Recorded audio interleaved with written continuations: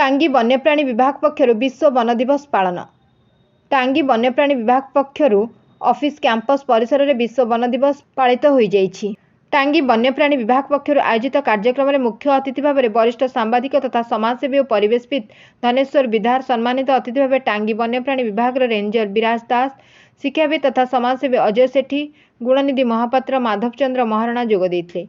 आज दुनिया रे परिवेश को संतुलित रखा वृक्षारोपण आवश्यकता रही। तेणु परिवेश और जीवजगत को बचाइवाई और निजे बचाई वृक्षर किपरि आवश्यकता रही से समस्ते सचेतनता रहिबा दरकार बोली मान्यगण्य अतिथि माने मत व्यक्त करथिले।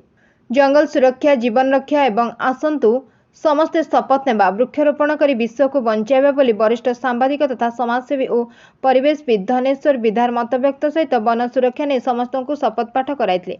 आयोजित कार्यक्रम में टांगी वन्यप्राणी विभाग समस्त कर्मचारी, पक्षी सुरक्षा बाहिनी, परिवेशविद, समाजसेवी प्रमुख सामिल होइथिले। खोर्धारू महेश नायकଙ୍କ रिपोर्ट एकाम्र न्यूज।